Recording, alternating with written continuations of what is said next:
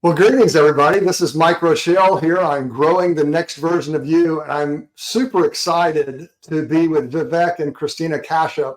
Vivek and I are old friends from some time ago, but I'm getting to meet Kristina for the first time. And how are you guys doing today, first of all? Excellent. Very good. Yeah. Excited to be here. Yeah, so the occasion and the reason I asked you to come back on the show, Vivek, and to meet Kristina is because I just finished your mindfulness challenge on My Present Heart, which is the app that you have on the Apple Store and Google. And it was really, really cool. Now, I've personally have prayed for, probably since I was a little kid. Meditation has only been a part of my life specifically for the last 10 years or so. And in the last couple of years, I've been doing guided meditation from other places. But I was excited to see your 21-day challenge because I do 21-day challenge for my students as well. And I took it.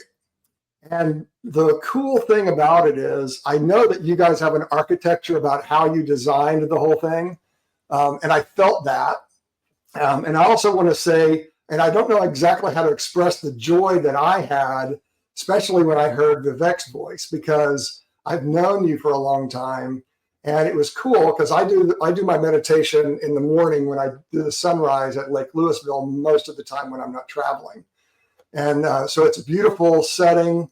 And then to be with a friend who I know and whose heart I can really connect with to guide me into ways of being that are beautiful was extraordinary. I don't have the words to say it. So thank you for that. And then, Kristina, I got to meet you. I've known of you for a while, right? But I got to meet you in a way that's beautiful too, because it was without a specific relationship, but I already feel like I know who you are inside too, because of the beauty in the words and the guide that you provided to me. So first of all, thank you guys very much for doing that. I know it's a lot of work, but I really appreciate it. And I know that anybody that does it will be equally as benefited by the time and the space and the beauty and I would say, letting go of all of the things that are in life that we have to think about most of the time, but in those meditation times, we can let go of and just be still. So again, thank you. How did you come up with the idea? What was the background to the 21-day challenge? We'll get into the details later, but just at a high level, how did you guys decide to get it done? So we do regular meditations, and then since last few years, seeing where the world is going, and a lot of people are interested in meditation, but also to give them a good taste of like what it feels like to meditate over a period of time. So 21 days scientifically is like, hey, it's a good way to create a new habit. And Absolutely. that's why we created 21 days and just good enough, like 10 minutes or so, where people can spend that much time and really build a habit over a period of time, and they can see for themselves what is the effect of practicing it over a period of 21 days. And then our expectation is they like it so much that they make it as a regular part of their life. Got it. So on my show, Growing the Next Version of You, I like to get to know my partners a little better than I did before we started, right? So in the context of the 21-day challenge and of My Present Heart and of InCompassEffect, which we haven't introduced yet, but we'll get there. Kristina, can you tell me a little bit about you, where you came from, how you got into meditation and those kinds of things, just geographically where you came from, and then spiritually where you came from? So I was born in Ohio, but I lived in Florida in high school, went to college in Florida, and then I was soul searching. I was deciding to go for more education or what was the next step. And I was at this crossroad in my life, and I realized that nothing really mattered unless I understood the bigger picture, you know? So then I started looking for truth and seeking truth. And that led me to the path of meditation. That was about 20 years ago. So, and that just became this really deep, beautiful, healing, transformative journey into Okay. the soul, connected to God, Hmm. realizing the connection and perfection of all things, that everything is really here for us. Right. And even when it seems to be working against us. And I think that spiritual path helped me to see everything through that lens of transformation. Got it. And also taught me a lot about mindset and what we focus on and how we can make the best, of every possible situation. I think spirituality has practically allowed me to experience life in a more uplifted way, with more joy. Sure. Yeah. So, and then just sharing that with other people, this beautiful place we can reach inside, where life is more joyful, more flowing, more balanced, and of course we have challenges always. Sure. Challenges will always be there, but with what mindset we're approaching those challenges. And for me, meditation is a vital part of me staying centered and balanced inside, and then how I can approach life, practically. Got it. So I started life in the Christian faith, right? That's my home base, as I told Vivek yesterday. But I've been learning a lot about different faiths through my friends who also have a present heart, right? Which are also seekers that are looking to ways of connecting to others that are real and powerful to change not only ourselves but the culture, right? As we grow beauty and love and joy as the basis for relationship across differences, right? So Yeah. was there a path for you before the meditation, or was that a new thing for you? Yeah, I was raised Catholic initially. Okay. Okay.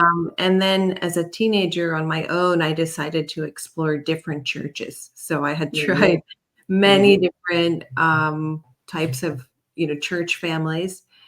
And I got to a point where I I felt that I needed more answers, and I wasn't finding it in the traditional places. Sure.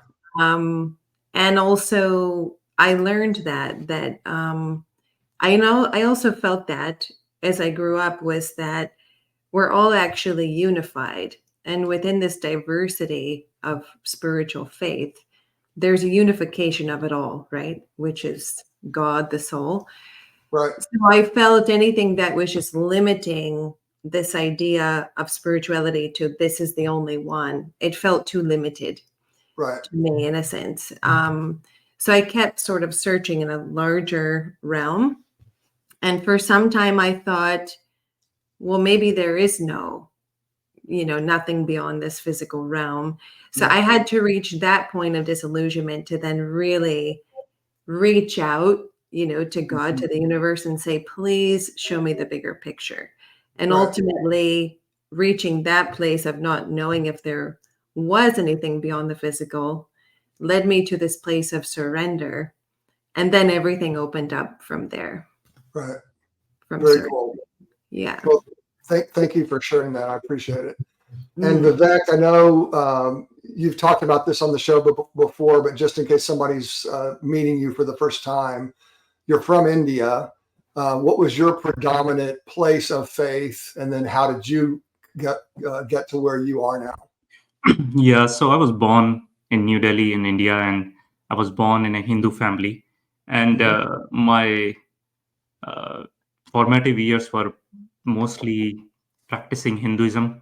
And I was raised by my maternal grandmother, so she was kind of my guide. So wherever she would go to a temple or any gathering, religious gathering, or like singing, like kirtans, we call it. So I would go with her, and then that's how I understood most of the things. And then in my summer holidays, my uncle would bring the comic books, and just like all the kids would have comic books of, say, Batman, Spider-Man, but my uncle would bring comic books of all the Hindu scriptures. They were in form of comic Mhm. books. So that's how I read all the scriptures. They were in form of comic books, so it was interesting. So I got a It good works for understanding of kids that. in all faiths.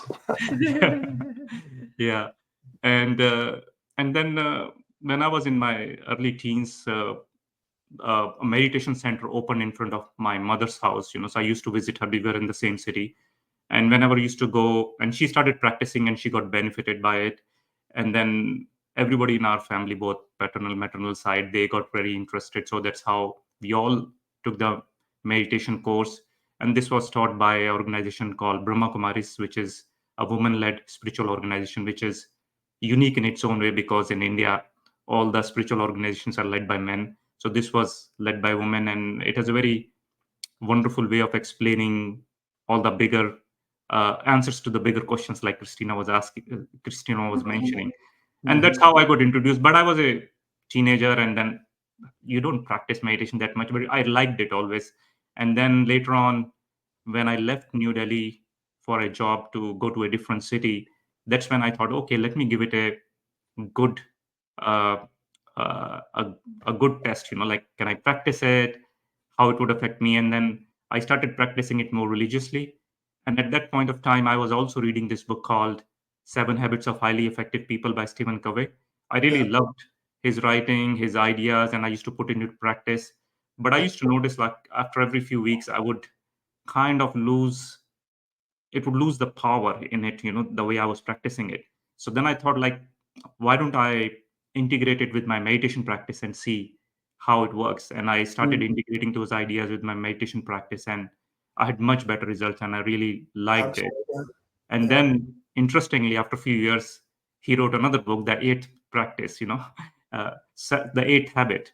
And Eighth yeah, Habit was all about going inside, connecting with yourself, exploring your own spirituality, exploring God. So it kind of validated all of those years of practicing that, hey, I was on the right path. sure, And the more I practiced meditation, the more I was in that space, it opened me up to like much more larger perspective, like, hey, God, universe, soul, they are not just like related to just one religion, one culture. It's much more expensive. right. So that's what opened me up for that. And then I practiced all of meditation regularly. It helped me overcome my challenges from my childhood. It helped me heal.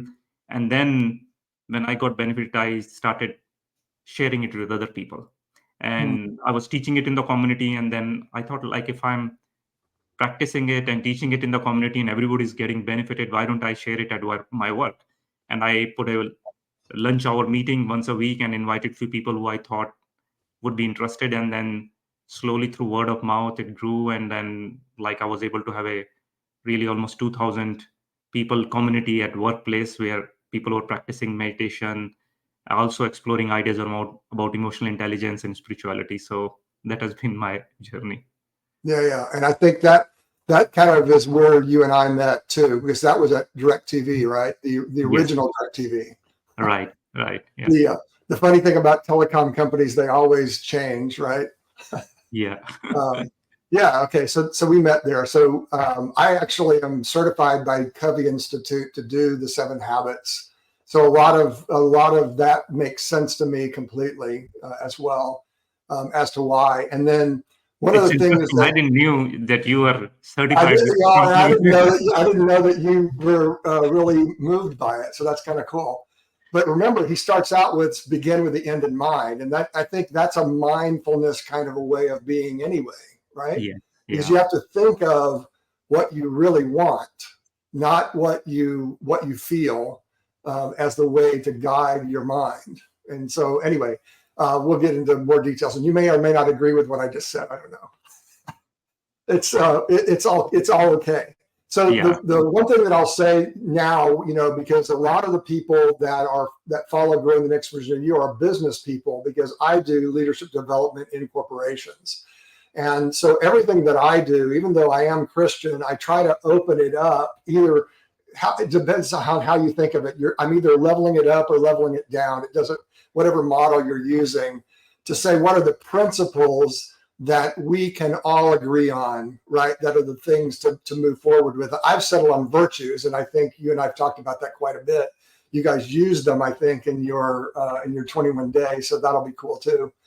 I told you this as we were kind of getting ready for the show. Whenever I'm when I'm seeking and I'm opening myself up to things, the way that God works with me is that He gives it to me either in a dream or in a vision when I wake up. And what I mean by a vision is a picture, right? It's actually an answer to something that I've been working on how it can work. So a couple of weeks ago, I was trying to think through the things that we're going to be talking about today, and I woke up. This is last Sunday morning. I went, and when I woke up, I was like, you need to go to St. Philip's in Flower Mound. I'm not Catholic, right? Now I've been to a couple of liturgical churches before, but I've driven by it and I love the cathedral look of it. And I'm like, okay, I could do that. So I went ahead and went to Benchmark Bible Church, where I go with my friends. And then as soon as I was done there, I left and went over to the Catholic Church. And the thing that struck me, and you and I talked about this when we prepped for this yesterday, Vivek, is that I walked into this church. I don't know anybody, but they let everybody in. I sat in the back because I just wanted to kind of observe and kind of look, and then I didn't have to get up to do communion because I'm not Catholic and all that.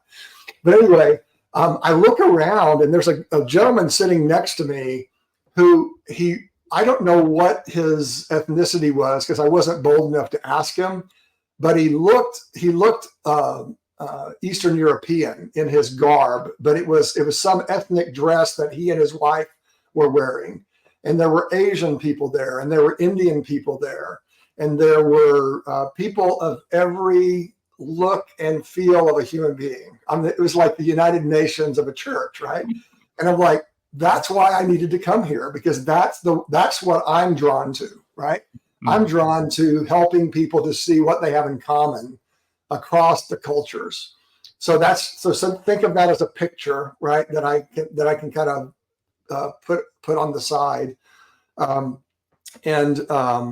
wake up on Thursday morning and I have in my mind that I need to go to the Dallas Museum of Art. And I'm like, okay, now I've been a member there before. I hadn't been in for years, but I went ahead and went. And they had 3 different exhibits. One is a fabulous Impressionist exhibit, because I love Impressionists. My wife and I both do. And it was extraordinary. It's mostly what they have on a regular basis, but they brought in some other art from other galleries and things like that, which kind of shows how they construct it and things like that. So it was a really good thing. And then they had another exhibit that 3 of them. One of them I haven't gone to see yet, but the second one that I want to talk about, when you walk into it, and I don't know anything about it. I didn't read it. I don't like to read before I visit. I go to experience. And as I walk into the hall, and it's huge, it's probably 4 or 5 stories tall, big cathedral opening. It's a modern art museum, so it's a big modern space. But on the right-hand side of the wall, there were, 30 pictures, but I couldn't tell what they were because they were underdeveloped. I found out later. And then on the very far side of the wall, there was a wall of about 30 people, which ended up being the 30 people that were most known for being scientific explorers or discovering new things or something like that in 1950. I'm guessing this number because I didn't by the look of them, it was older.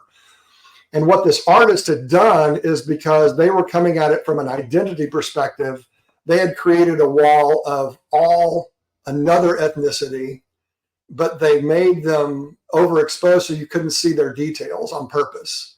And the whole idea that they had, as I was standing in the middle of this massive room, you can very clearly see the one ethnicity on one side of the wall. And on the other side of the wall, there's this group of pictures that are underdeveloped so that you can't see them. And then I go read it, right? And I read the description, and basically the artist is saying that his ethnicity has been hidden with all of the benefits that they've provided to society, right?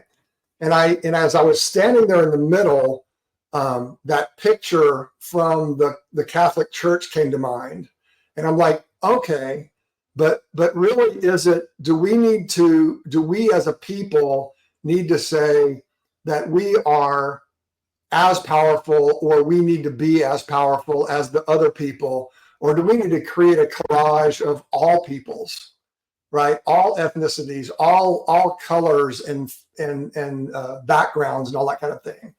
And that's the kind of the way that I come to leadership development, because and mindfulness from that perspective, because we are one of many. But Kristina, you said earlier on, there was a beginning, right, where there were only two, and then it all came from that. So we're all brothers and sisters physically.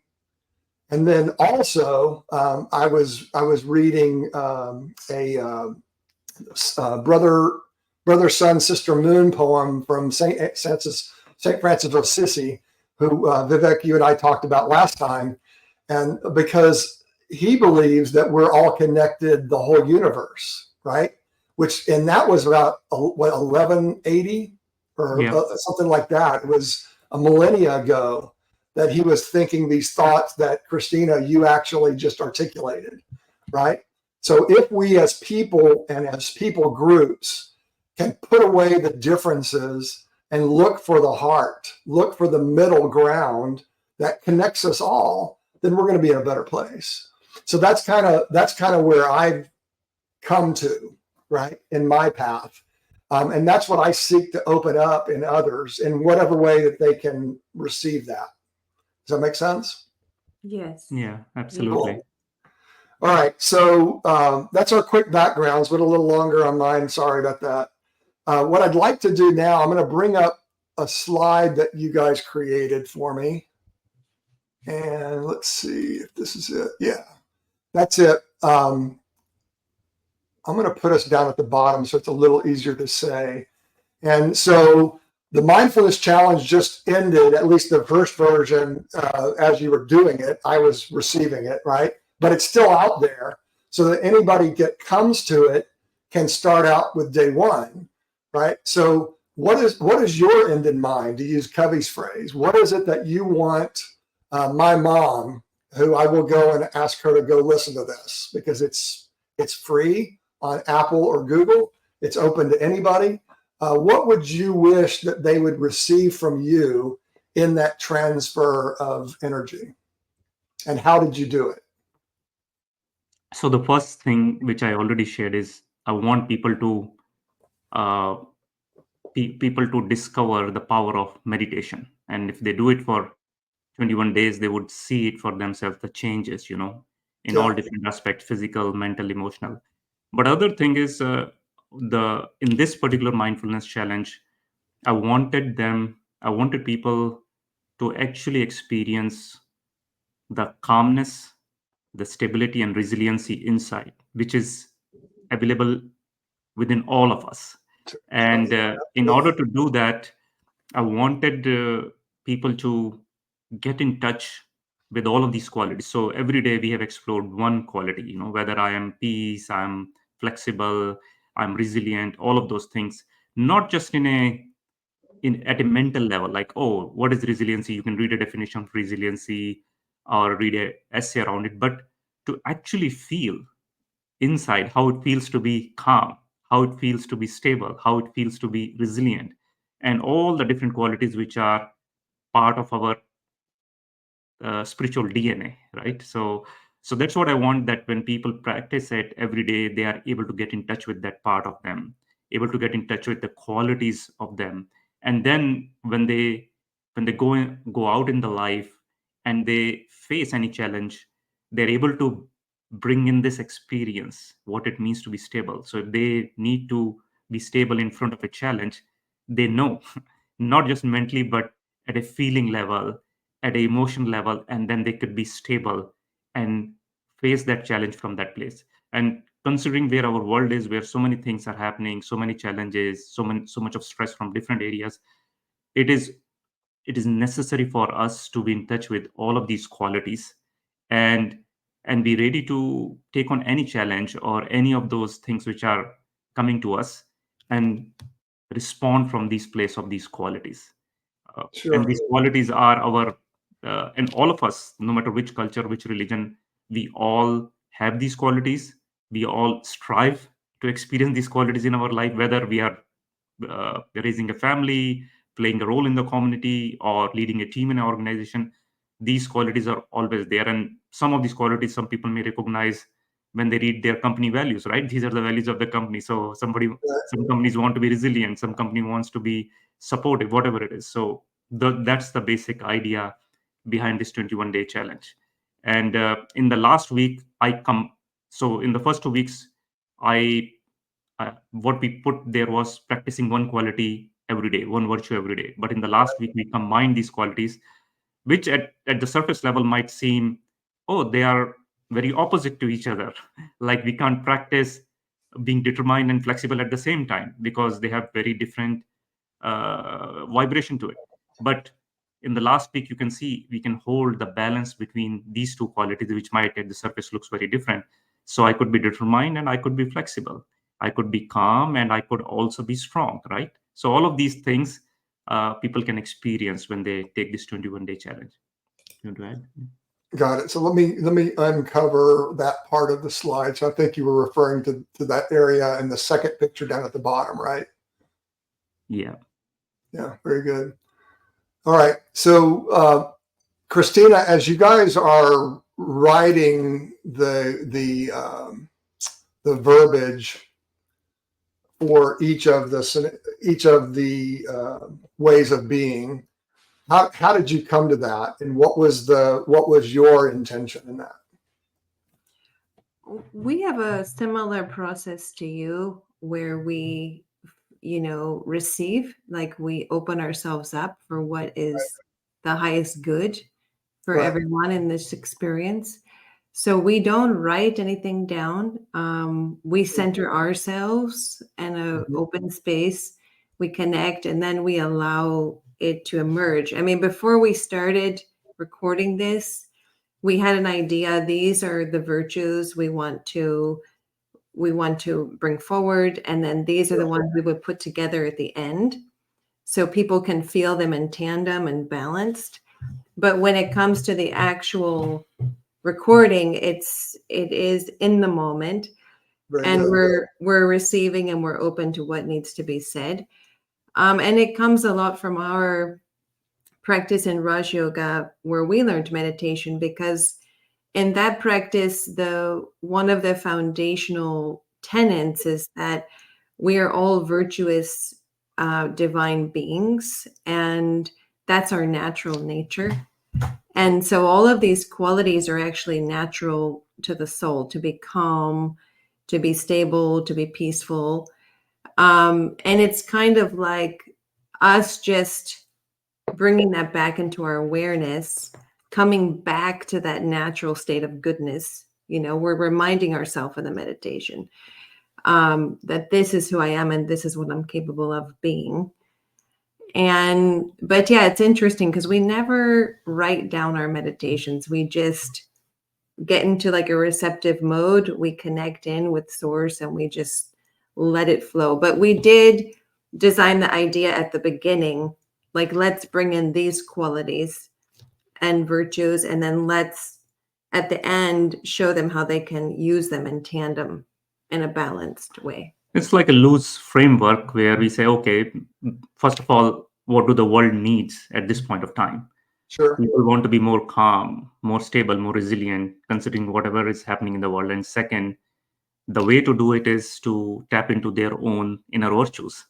And then also to help them see the balance in these virtues. So that Sure. was the overall framework. And then we just said, okay, fine, we would. So one day I would record, and next day she would record. We alternate each day so Right. that That was nice. people get the taste from both, like my voice and her voice, or her perspective, my perspective. And I've seen like people given feedback. Some people say, oh, I like Christina's meditation more. Some people say I like Vivek's meditation more. And I said, that's the whole idea. You It's can all pick up good. whatever you like as long as you practice. It's great. And then we just wanted from our heart that people should benefit. And yeah, there is no script per se. Yeah, there's a basic process. Like when we start, we want people to relax with some breathing and gentle Right. relaxation. But then to really, in that moment, I have to step into my peace or my virtue or my quality of stability. And from there, what I feel, I share. Sure. And my hope is it's coming from my heart and it touches their heart and guides them to their experience of experiencing the same virtue. Yeah. Well, that's interesting because there are a couple of things that are leading to where I want to take the conversation next, right? That you said.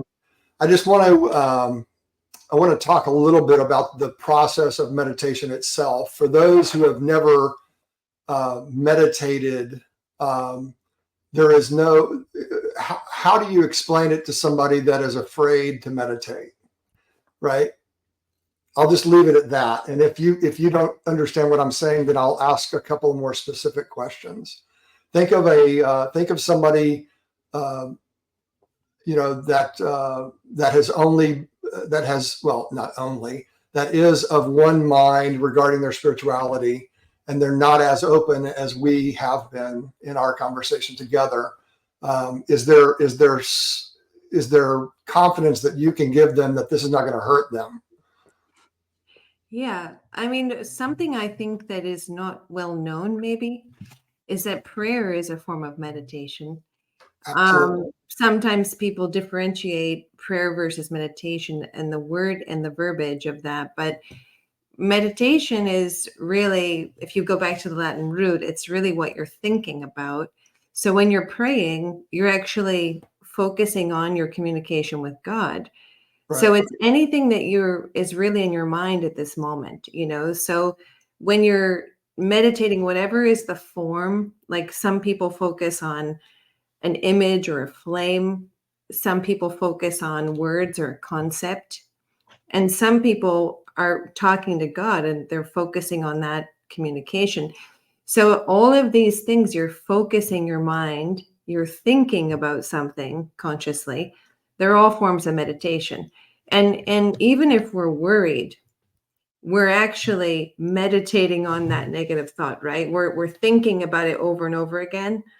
So if you consciously choose to focus your mind on uplifting, concepts about yourself, about the universe, about others, then you're creating that kind of an environment in yourself, an uplifting, positive environment. So we both have learned many different kinds of meditation, and there's so many ways to do it. And in the guided meditations, we actually incorporate a lot of those. We'll start with focusing on the breath, which is one way to meditate, is you focus your awareness on your breathing and try to bring your mind out of the past, out of the future, into the present. You use your breath to come back to the present. Right. Then sometimes we'll do progressive relaxation meditations, where you're letting go of the stress in each part of your body, right? So you're focusing on releasing the stress. And Which then other times, some people may be, if they've ever done yoga, they'll be familiar with both of those practices. Yeah. And then a lot of times, like in this meditation, we focus on a specific quality, thought process, a feeling we want to have. Then we're focusing our attention, let's say, on being peaceful. So you're meditating, you're thinking about being peaceful. And when you're thinking about being peaceful, at the same time, you're not going to be having angry thoughts about this project, or your attention is on this feeling of peace. So there's really a lot of ways to meditate, and we actually bring a lot of those in. But when people are praying, they're actually meditating on God. Right. And it's all things we're thinking about, but it's a conscious thinking, and we're doing it at a more elevated level of thinking when we're meditating. We're trying to have more elevated thoughts that uplift us, really. Got it. So just to add to that from a Western perspective, because this is the thing there were, and I told Vivek this many, many years ago. I was afraid to meditate in the way, because I was thinking I would have to become a yogi and levitate and all these things, because that's what you see in the movies, or that's what has been characterized, from it, on altered states of consciousness and things like that. Now, one can get to those levels. I'm not saying that's bad. I'm saying that's a good thing. But for somebody that's an initiate, that might be frightening. The interesting thing I just thought of while you were speaking, Benjamin Franklin in his autobiography talked about trying to become perfect. And the way that he did it is he wrote down a list of all the virtues, and then he would focus on a virtue until he had obtained it. So I think Benjamin Franklin was being mindful, back in 1776 and before. He was meditating on that. He was being mindful of that or thinking about that.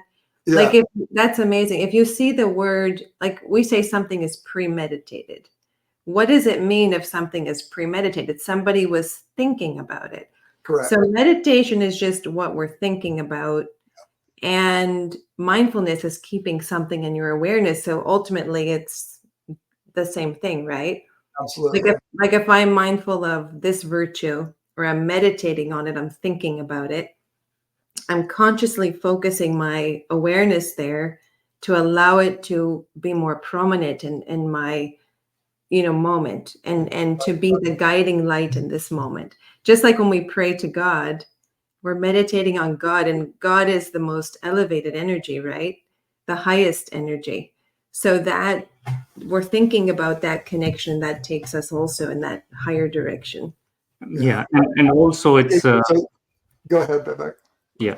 Also, you have to understand, like you could use different modes of meditation, whether you chant, you use affirmations, you use guided meditation, whatever it is. But ultimately, the goal is to get in touch with that part of you which is already carrying that particular virtue or vibration. So virtue, like you can talk about, like we can have a whole hour conversation on being peaceful, but 1 minute of deep experience of peace is beyond all of that lectures and 1 hour of conversation. So you can use different techniques, but ultimately you have to go beyond, in the sense beyond your mind, because we all have those virtues, we all have those qualities.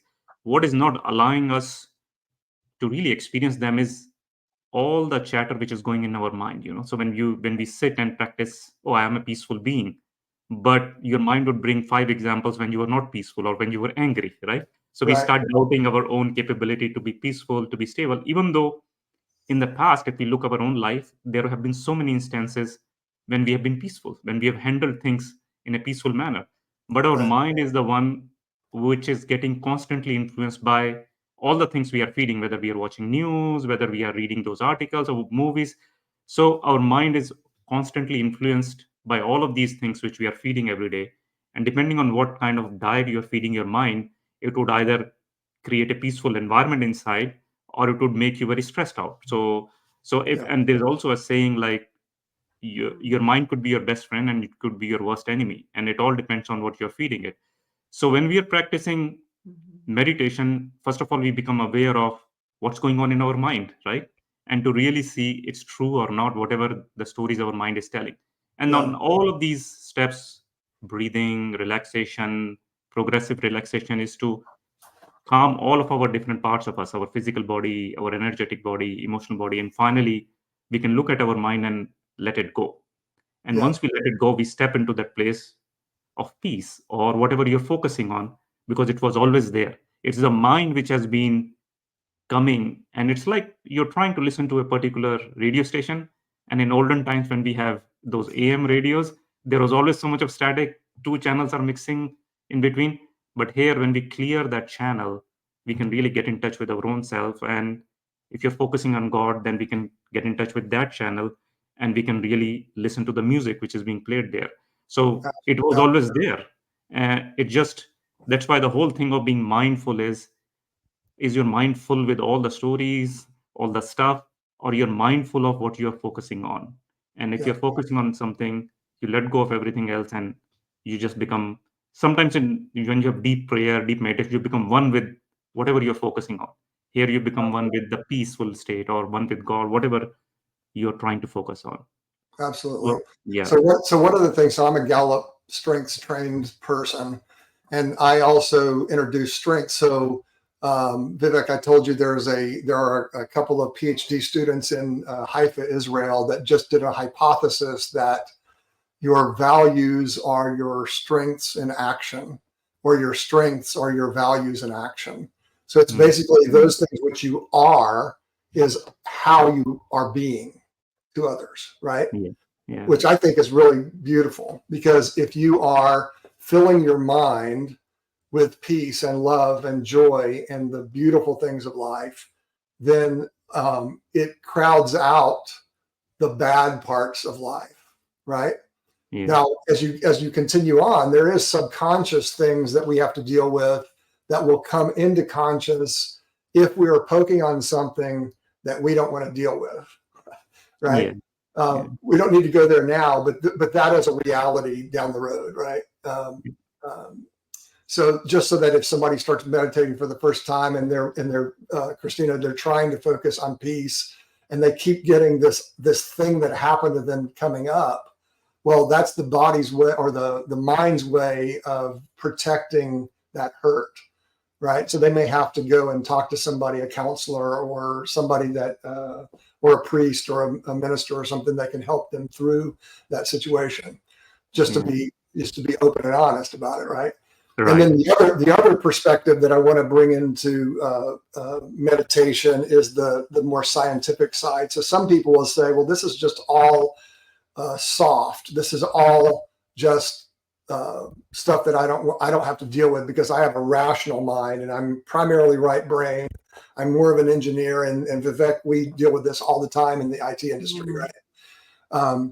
For those people, there is the Heart Math Institute, which is actually being able to show it statistically that people that are doing meditation are actually growing a connection between their mind and their heart that is both real and healing of disease, of pathology, of all kinds of problems.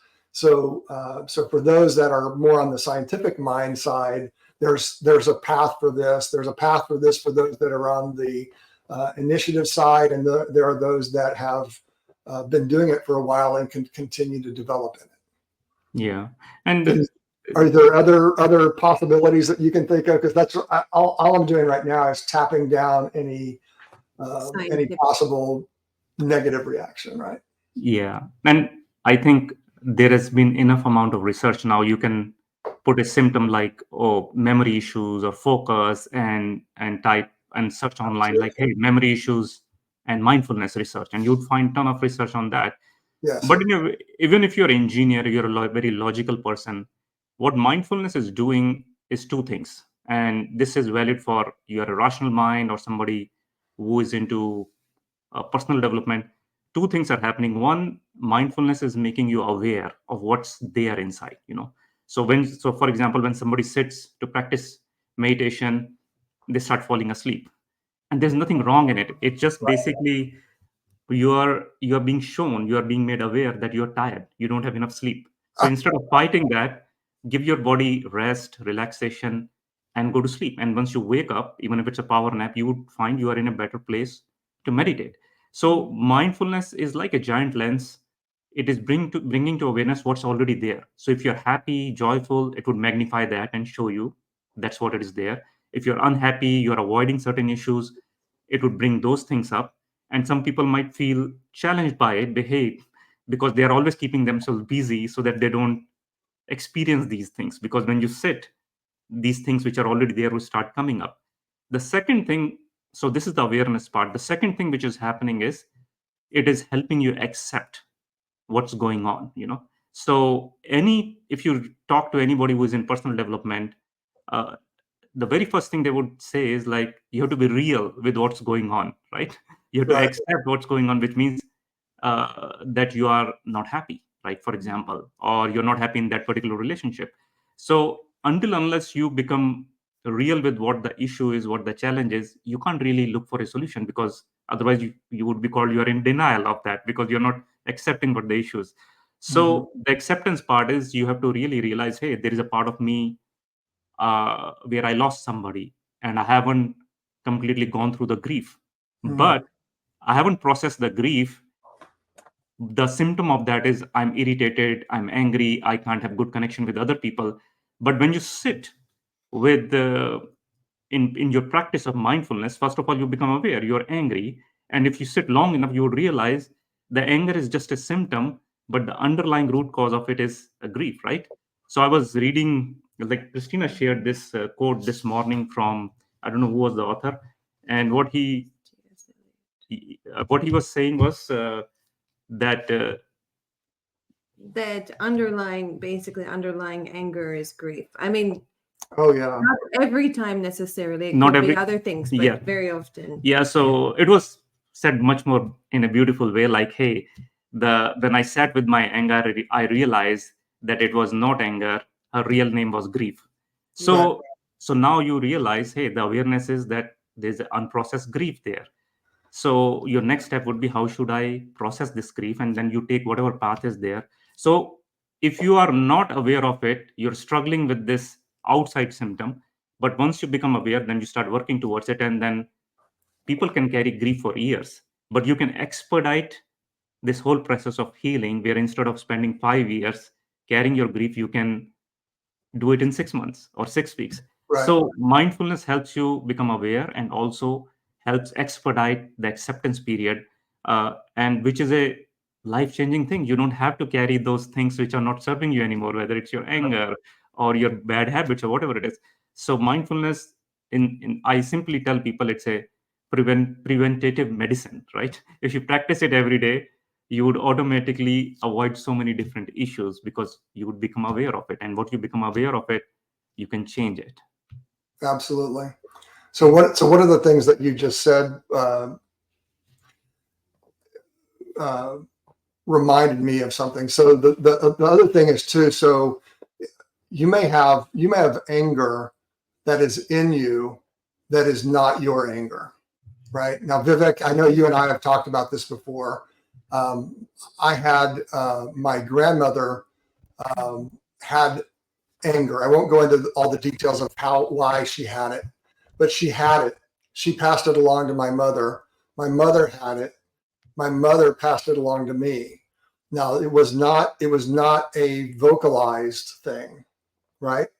It was either a nurture thing from a way of thinking, or it was a DNA thing where those emotions passed along with the epigenetics from daughter, or from mother to daughter to son, right? And I know this for a fact because when my grandmother died a few years ago, she was 91. I experienced relief on my side of the ocean. I live in Texas. She was in Offenbach, Germany. So there are a lot of things in the connectedness that we are with one another and within our environments and within our communities, because I would imagine that a lot of the anger that we see in the streets, there's a lot of it, is not necessarily just the anger that those individuals have, but is passed along generation to generation. And the mindfulness can help you to identify and, as you said, sit with it and figure out from where it comes. You may not, you may not be able to completely deal with all of it, but a lot of it you can. Yeah. Like, for example, I do one-on-one coaching with people. So when I'm doing one-on-one coaching, I can zero on exactly what's the root cause of it. So there's a process. I did training from this modality called Heart IQ by Christian Pankhurst. I did training for like 7-8 years. And when I'm working with them, I can actually feel into in their system where they're storing whatever they're storing and what is the root cause of it. So all of this would, and everybody's situation is, so even though anger is anger, but everybody has a different flavor. Right. Whatever has happened. And it might not be anger. It may be other emotions. Exactly. Right? It could be any emotion. Yeah. Right. So you can zero on a root cause and say like, okay, this is what it is. And now we should work on this to handle. So then you can devise a program with mindfulness plus certain other tools which can help them. Yeah, and if there are challenges where they need to take medication or whatever it is, they have to do that. But all of these could become supportive pillars for them to, one, to become aware of what's going on, and second, to come to a quicker acceptance on all of those things. And Yeah. then they become free, and then they can live the fullest version of their life, right? And not everybody is willing, they can't see or they don't take responsibility for the energy they're putting out, because maybe they're not working on themselves at that level, like maybe your grandmother. So in those situations, then you have to do your own practices of mindfulness, of awareness, so that you're not affected as much by those people around you. So you can create more of an inner balance, right? Because Yeah. we do affect and get affected by the energy and the environment, which is, why it's so important that we do take care of ourselves, because it affects everybody in our life. Right. And the world, our animals, everything around us gets affected by our vibration. But also, to your other point of people who will see this conversation as too spiritual or too woo-woo, and they want more scientific proof. I I was like wasn't going to say woo-woo, but I'm glad you did. I was like that at one point in my life, and I do feel that when you need things proven to you, it's because you have this allegiance to truth. Like, you don't want to believe anything that's not provable to you. So there's nothing wrong with that. And the main thing you have to do in that situation is experiment with things and see what works for you. Because at the end of the day, if someone is very scientific, or everything needs to be proven, or they're very much in their head, and they may not be also, but is that working for them? That's the question. Are you able to be happy and peaceful and joyful with what you currently believe? And if so, then they're doing what works for them, right? So Sure. why would they seek out anything if Right. it's working for them? But if it's not, if they're not feeling peaceful and they are feeling inundated by stress in the world and their environment and their life, then the best thing they can do is just experiment and try different things until something is proven to them by their own experience, because that's what they need, right? And they can try with different forms, and they don't have to have a belief until they have their own real life experience. And also the 21-day mindfulness challenge is an experiment. You don't have to believe anything I'm telling you. You just sit and practice, and from your direct experience, you figure it out. Is it working for you? Yeah. What is the, and everybody's different. You can fine tune whatever it is. Like, for example, you have 21 So, days of. so one of the things that in the post that I did for my followers, I said, look, Vivek says words like mantra. What does mantra mean in your terminology, Vivek? What is a mantra? Mantra is just simple. It's a simple affirmation, right? You can translate it as like it's a simple affirmation or a focused thought which you are giving. So people, if so for example, some people repeat the same word like I'm powerful, I'm this, and it creates a particular energy if they can totally feel into it. So that's a mantra. That's it. Yeah, yeah. There And is you and I nothing. talked about this. I think of affirmation, and even affirmation is a little strong for some people, right? Yeah. So the whole idea is that if somebody uses a word that is not your word, you don't have to throw out everything that they're saying. Yeah. Translate it in your own mind into the way that you want to accept it, right? Yeah. So anyway, In a more I simpler appreciate way, you it's a centering thought, something you can Yeah, focus your mind on and let go of everything else. That's pretty much it. very Like, good. I'll give you an example. Yesterday, I had this really powerful meditation in the morning, and the feeling I got in the meditation was everything is perfect. Everything is perfect. So then I thought, okay, for the rest of the day, I'm going to focus on this thought. We can call that a mantra. We can call that being mindful. We can call that, something I'm meditating on, but it's I'm trying to maintain that Focusing, awareness. maybe. Yeah. Just Yeah, focusing. I mean, that's yeah, what it is. You're just saying, this is yeah, beautiful. I want more of that. exactly. So then if I can maintain that feeling and awareness with that thought that everything is perfect, then when thoughts come up of, oh, why isn't this like this? Or the mind wants to bring up judgment or it gets into fear, I can bring this thought back in. We could call it a mantra, we can call it a focused thought, or that I'm meditating on thinking about this thought, but it's in my awareness. Now, the trick is keeping it there. The trick is coming back to that again and again to keep creating that feeling of perfection, of wholeness. Because our mind, fear and survival is very clever, and it will instantly try to figure out what is not safe in the environment, what needs corrected in the environment. So having something that you can focus on in your mind, we can say mindfulness, meditation, whatever you want to call it, a mantra, to bring you back into that awareness where you felt that wholeness, that connection, that peace. Absolutely. And whether you realize or not, at any given point of time, you're focusing on something.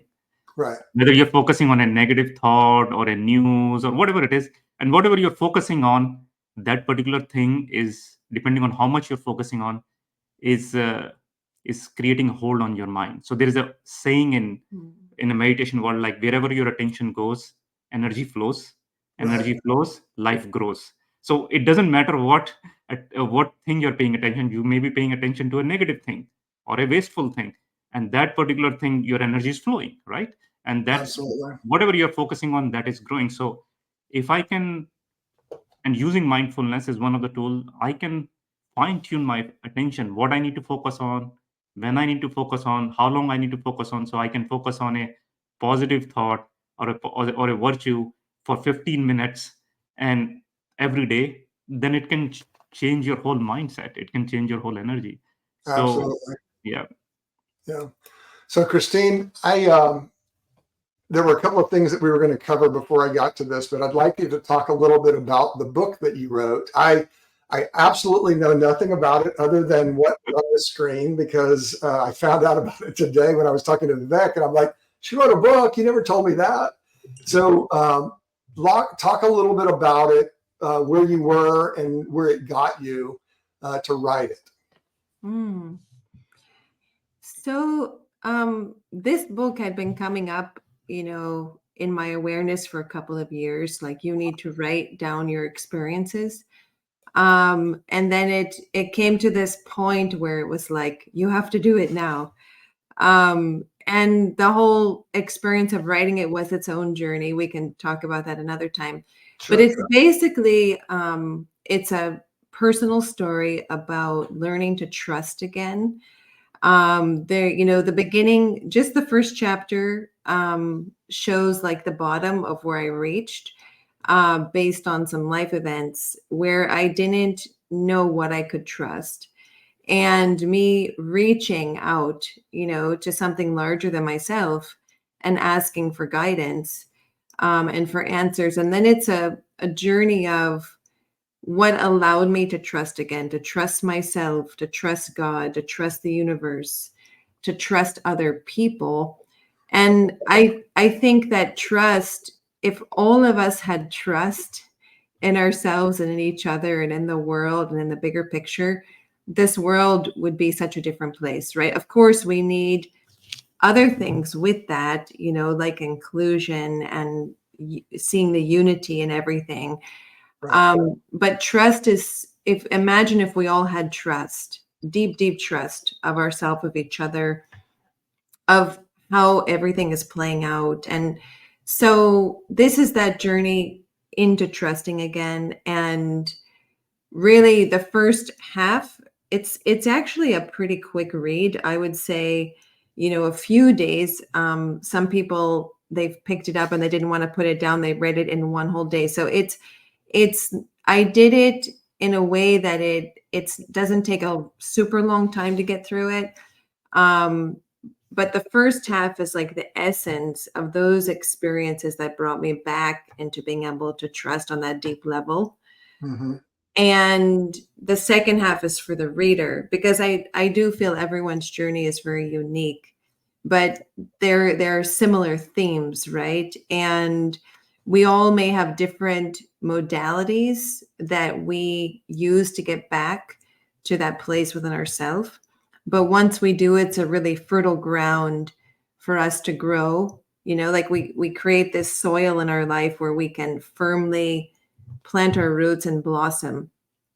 So it was really this strong push that I needed to share these experiences, and that they were not just for myself, that I was fortunate to have them, but that they were meant to actually be shared, so that other people in that similar place where they don't know, where their roots are anymore, or they're confused about, sort of just the goodness of life or the goodness of other people or themselves. They can see how another person was at that place and how they came out of it. And by no means is it meant to be, you need to follow the same path, Right. but it is meant to be a hopeful inspiration, and that you can be in this place, and that can be the springboard for you to have all of these beautiful experiences of love, of trust. The Yeah, lowest part of the book is the first chapter. After you, The rest goes up. the rest goes up after that. yeah, that's interesting. So I'm actually finishing a book right now, but I'll pick it up. I saw that there was an audio book version. Or no, is it audio or is it Kindle? There's Kindle. I did record the audio, but we haven't You haven't done it yet. Okay. put it on yet. Yes. Yeah. Okay. Well, I'll pick it up soon. I really love that. So just so you know, and this is another synchronicity that we didn't plan for, but in my practice, whenever I go into a company now, I do a survey, and guess what? The first principle that I'm looking for is it's trust, and the next one is teaming, and the next one is harmony, and then fourth is results. So I find in my work that I've done for 24 years that trust is the thing that is broken the most in our society, in our families, and in our companies, right? So it's endemic, this lack of trust. So I think your book is very much needed, especially for somebody that can align with the way that you came through it. So that's awesome. Yeah, one day Vivek said to me, because when we got together 11 years ago, our mission together was to turn the currency of the world into love, and whatever parts of the world we get to touch, that it's more about the exchange of love. But then he said to me around that time was that all we need is trust. If we had trust in this world, and that really stuck with me, as I went through this journey, and I found that it's crucial. And it goes back to that thing you were talking about in the beginning as your mission, which is like bringing unity within diversity. Because imagine if we all saw each other from this place of trust and unity and similarities, there would be no war, there would be no disagreements, no fighting. I mean, it would be a totally different world, And you can see, like, for example, within a company, if you know somebody, you trust them, you can pick up the phone and call them and say, hey, I made a mistake, can you help me, can you support me? And if you don't know a person, and you're already scared, you can't even acknowledge, hey, I made a mistake.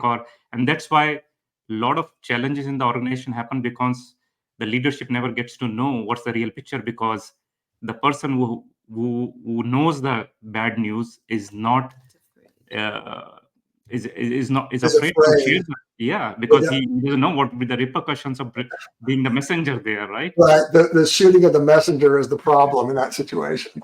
So it's interesting. So I've been doing this survey, or similar versions of this survey, since 1999, when I started out as a management consultant. So I've evolved it over time. But what I find is that the further you're away from the executive level, the less you trust. But primarily because you have less understanding of where the vision is, right? So I think vision and trust are very well connected. So it's about an alignment, an attention to where the path is that makes a big difference. And then some companies that I do this with, the trust level will go down once they understand what I'm defining as trust, right? Because and you just see it. I mean, I've seen it over and over and over again. And it depending on the leader that I'm dealing with, I have a very, very detailed survey, and I have a very low number of questions survey. Because if somebody doesn't want to deal with things, then why ask the question, right? So in the initial conversation, we always make the question. And those that I've worked with, Vivek, like you, for many years, invariably they'll pick the big one because they want to know, right? Because they're going to actually deal with the stuff, right? Where people that are not courageous in their own mind and in their own leadership can't go there. They won't go there. Because then it's a possible ding on them, right, for bringing up the thing that they can't deal with. So what I'm going to do now, in any organization, when you are on a journey to grow, you need to have difficult conversations. You need to come to terms with this is not working, or that part of the organization is lacking trust, or whatever it is.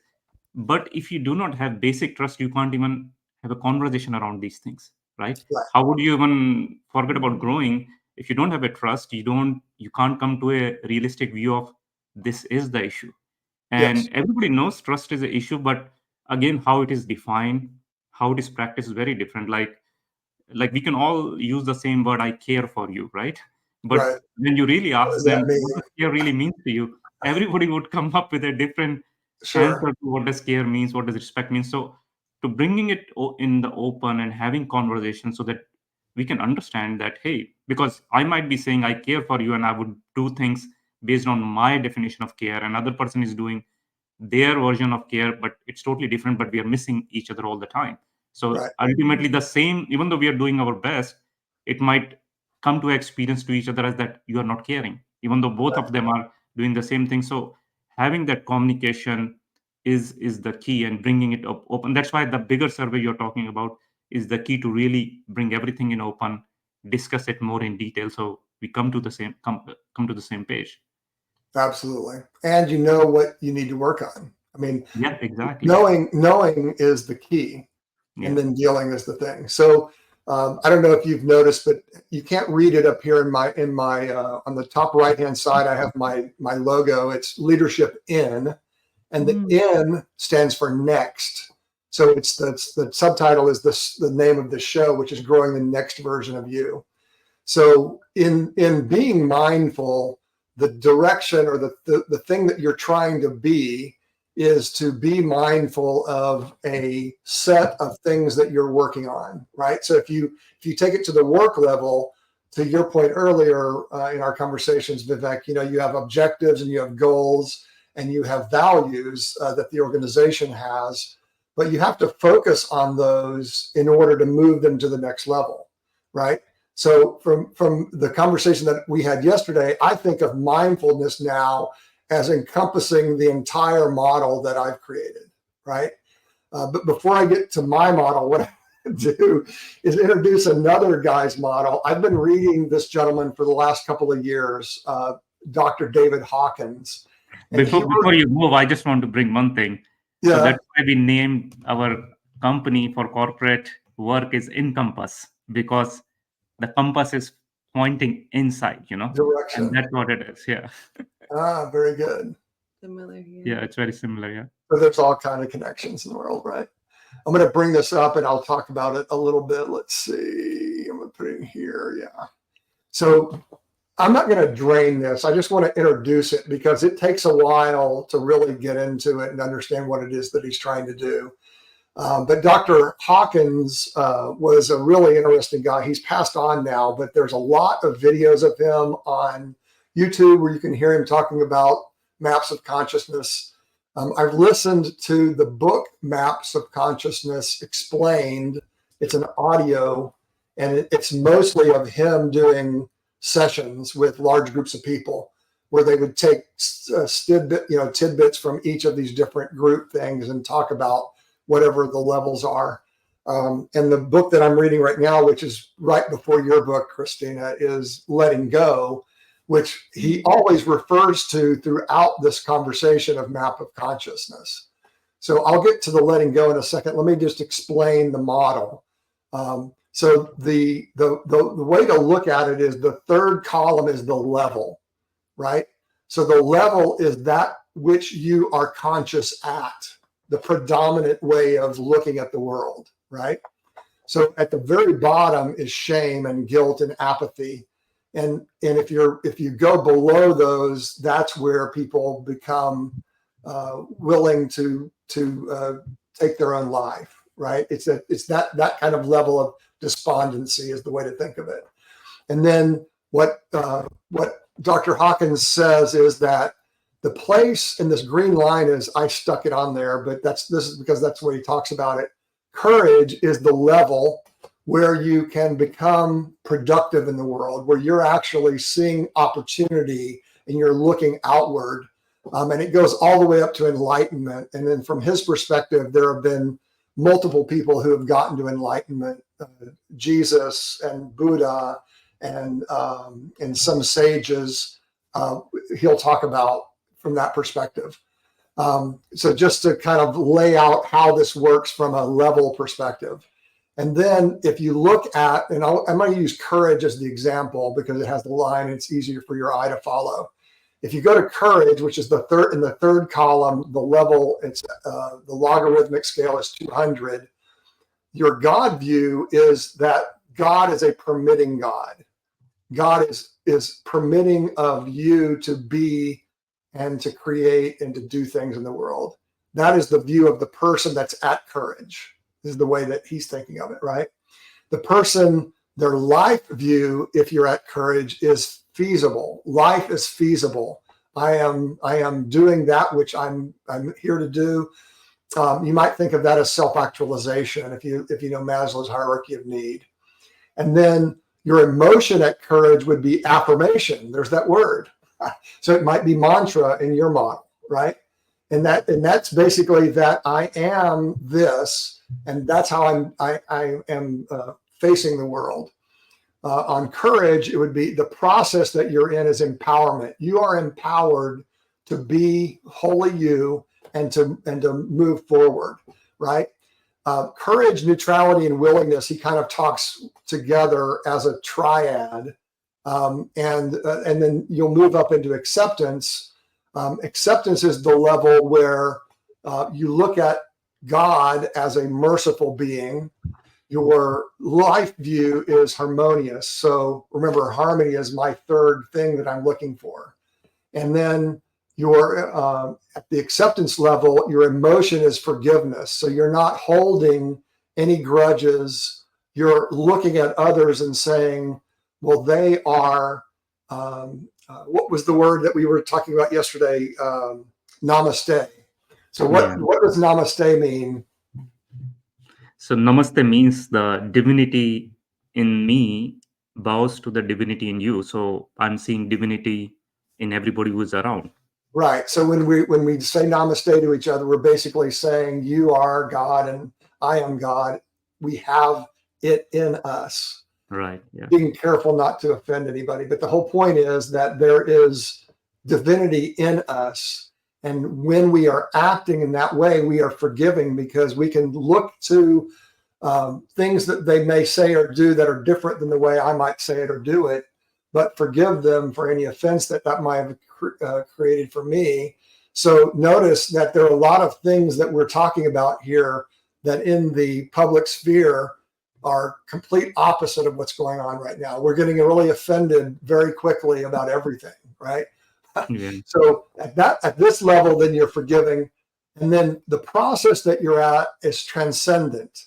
And that's kind of the model that I have, right? Which is self-transcendence in an organization would be, I, as the leader, am willing to reach a goal, a vision, an objective with the group, encouraging the group to grow into that vision, whatever that vision is, right? In the family is looking to each other with love and affirmation and transcendence, looking at them as a divinity as well, and saying, how can I help you to rise up to the next level that you need to get to, right? And we're already forgiving everybody because that's what families do, right? So anyway, there's a lot to this model. It's really, really, really cool when you keep getting into it. And I've been trying to think about, how does this apply to the business world in a real way, right? So this is my good life model. So I'm taking from the Greek philosophers. I'm taking from philosophers of all faiths in the way that they're thinking. I'm thinking from modern psychology and putting it together. And it really is based on Maslow's hierarchy of need, principles in leadership and in management as well, to take both an individual or simultaneously individuals through the process, teams through the process, whole organizations through the process, so that it doesn't break down at any level. So that's kind of the way that I constructed it, right? We don't need to get into all of it, but we have the same basis, you and I, in our conversations, that virtues or character is the place where everything begins, right? So like I was saying before, if I would encircle that entire pyramid with the 8 different modes, I would say that's mindfulness, right? You're mindful of having character, of having physical and mental health, of knowing your self and your strengths, of having strong relationships, of knowing your capabilities for great work, for dreaming big dreams and being content and happy and becoming self-transcendent, right? And you can do all of that. This is all obtainable simultaneously. You just have to have it in your mind that that is the way that you are. And that's the way that your being comes out, right? Right. So then if you think about it, so I'm trying to think about, okay, so really the levels of consciousness could be a 3-dimensional thing behind this. So behind this, if one we're starting off at fear, they could still do all of these things at some level, right? And function.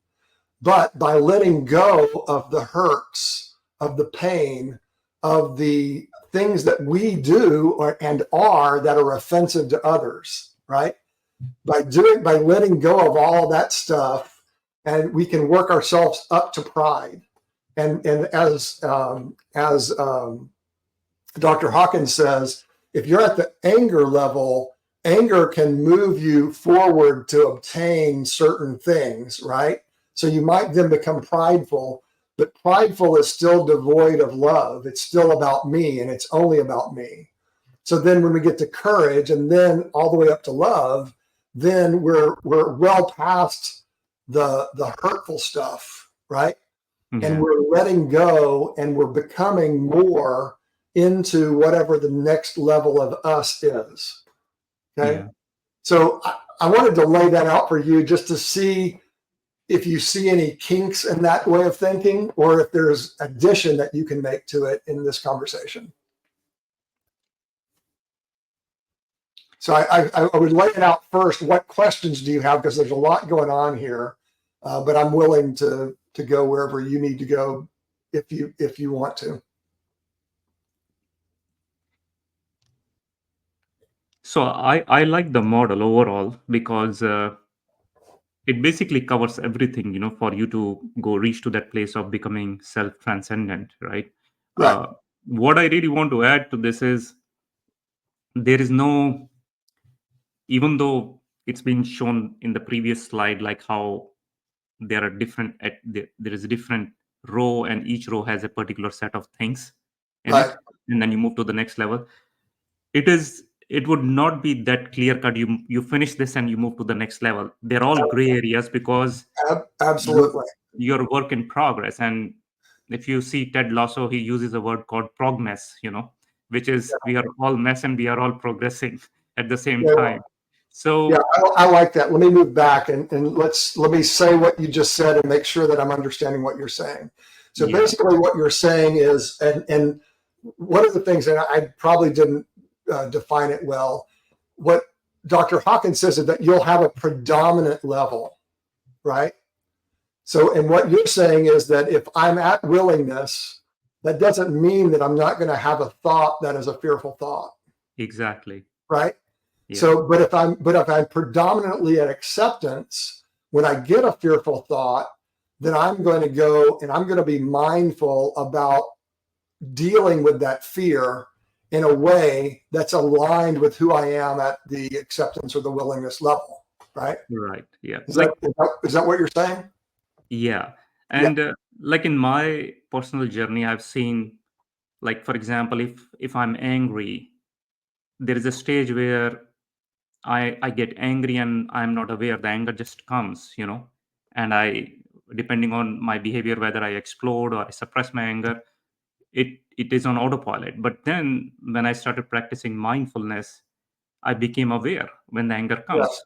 Yes. And in certain situations, I might not have enough control to not to express that anger, Yeah. but I would choose in that moment, hey, I am choosing to express this anger. So there is this awareness which comes, and I insert that choice. I'm choosing to be angry, which is more powerful than being on autopilot and being angry and you don't know what's really happening.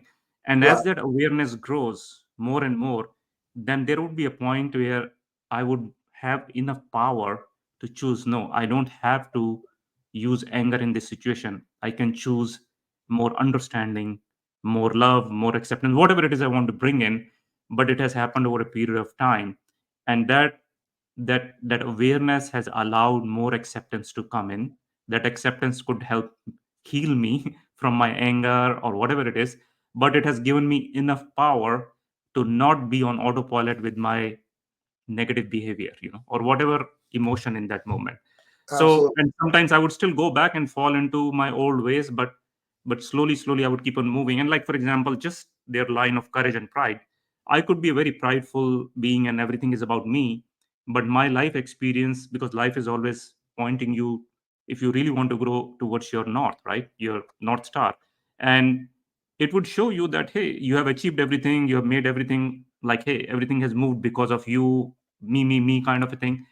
But you would still not be very happy. You would not have deep connection with the people. So something is missing in that formula of being in that place of pride. So then you would start opening up and saying, it's not about me. There are so Right. many things where other people Right. have helped me move forward.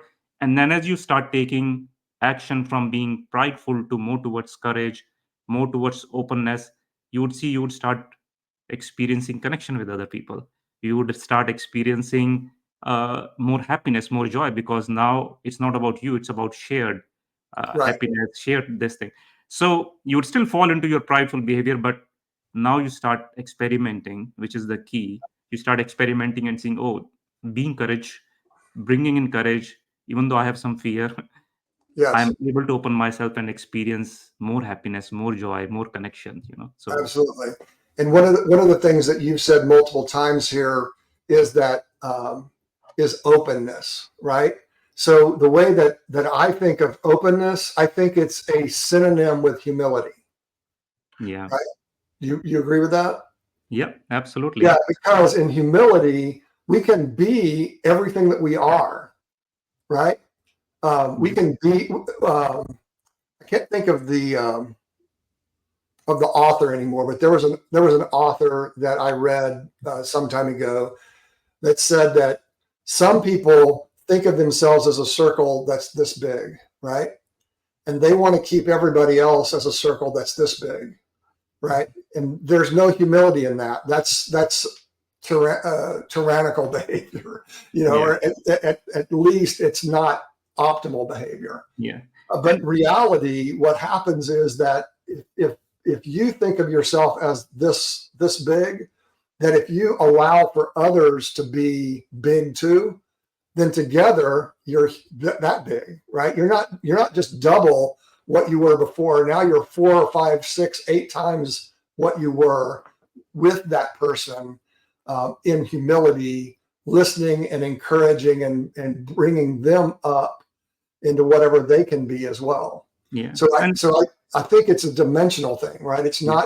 not just a singular thing. And Yeah. I think you hit the nail on the head. This is not meant to be saying that anybody is doomed to be anywhere. From that perspective, if you have certain strengths, right? That you out of 34 in the Gallup system, you'll have about 10 to 14 that are your top strengths. Then you'll have middle strengths and your lesser strengths.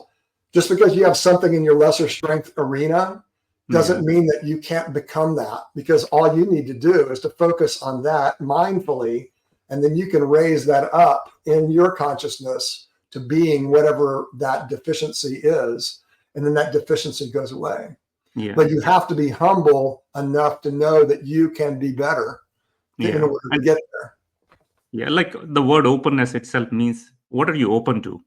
You're open to learning more because you don't know everything. Right. And especially what you don't know. So you're Right. open to learning, which means a part of you is humble enough to acknowledge that I don't know everything.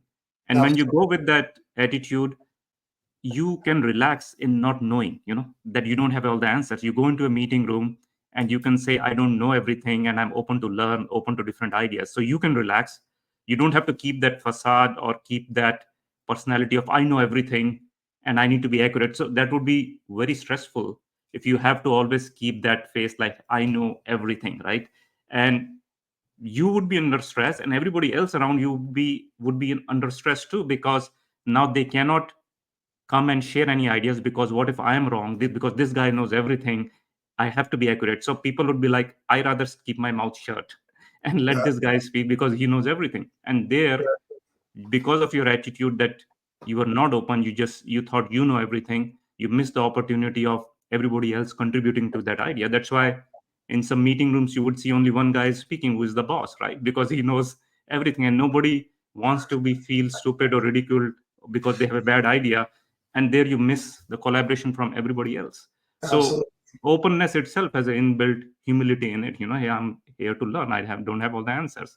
I can relax. All of you can relax and share. We can work on this together. Mike, Absolutely. can I point something out on your slide? Sure. 2 slides, if you go back also. So I really like this. It looks like eternity to me, how you have, Yes. Yeah, it's an infinity loop. and how you have spirit at both ends. The Right. spirit is the part that's eternal, and you have that in double the amount as to the mind and body. Right. It's almost like on that previous slide, that bottom half of emotion and view of the world of God is more limited and related more to the body, just a physical existence. But as you go up on that chart in emotion and understanding and God view, then you go more into the unlimited, into the spiritual. And then when you go into that bigger field, your emotions increasingly become more elevated. And we use the word open, but you, in that space, you have less and less ego.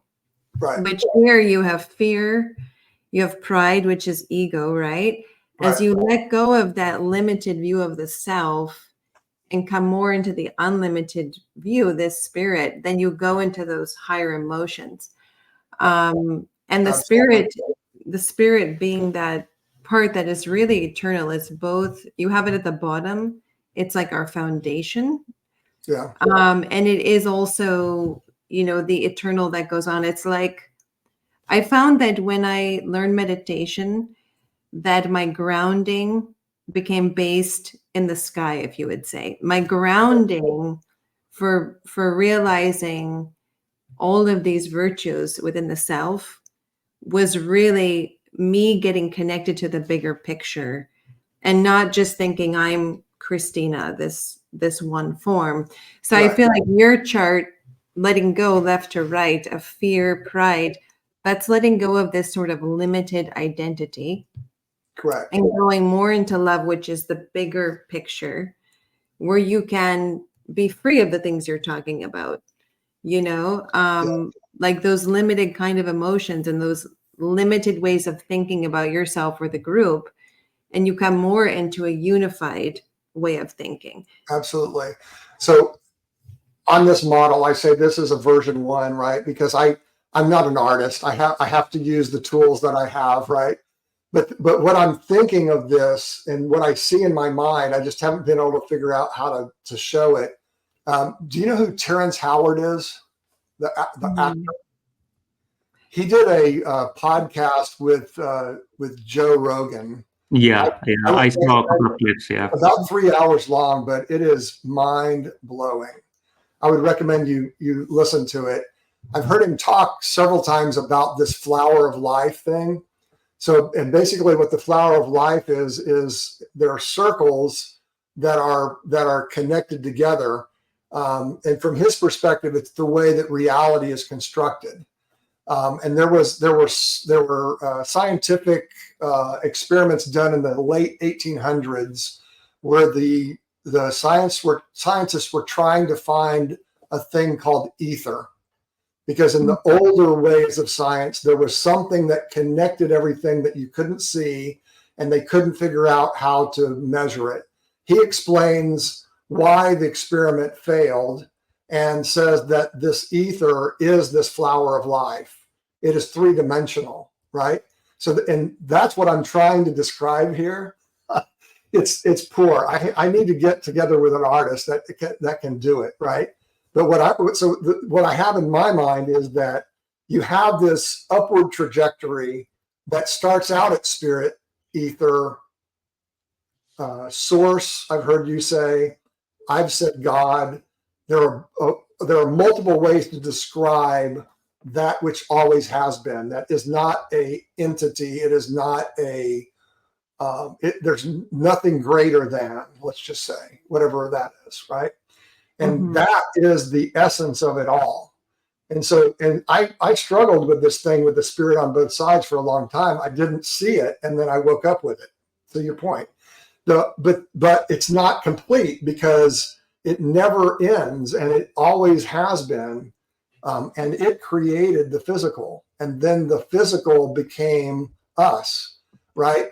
But we're all a part of that oneness, right? And in all the great religions, all of the great philosophies eventually get to that, I believe. So yeah, I'm really stoked that you picked that up. And if you can help me come up with a better model on how to describe it, because the levels behind are all of the levels that Hawkins talks about, right? Because to Vivek's point, we can all dip down. Somebody will do something on the drive to my next appointment that will piss me off as I'm driving, right? Hawkins actually uses this example, and he goes, in that moment, you have to be clear with yourself that if you could, you would ram them. But it doesn't matter at what level you are from a consciousness perspective. There are physiological things that work on us and the way that we're made, and the emotions that we have, and the hormones that we have, and all of those things that drive us. So anyway, it's a beautiful world, isn't it? And I think that having people and friends like you guys makes the world an even better place. So I really, really, really appreciate you guys taking the time to come onto the show today. I've put up the ways for people to get a hold of you multiple times. I'll do it one more time. And just say, God bless you guys on your journey as you continue to grow My Present Heart and InCompassEffect. And I look forward to having you on again so that we can discover some new things together. Awesome, Mike. This was great. Yeah, but I want to share that you're doing a good job explaining it, even though you don't have the best visual the way you want it to be shown. But you're doing a good job in explaining, even through the slides and whatever tools you have right now. So it's Awesome. Very enlightening. Yeah. Well, I appreciate that feedback. And if you think of something, or if something comes to you that can perfect it, I'm always open and humble to receive as well. So I appreciate you guys. So I will end with namaste, and then I will also say God bless you. And until we meet again, audience, we'll see you guys soon too. Love and Yep. peace. Namaste. Thank you. Thank Namaste. you. Yeah. Bye-bye. Bye.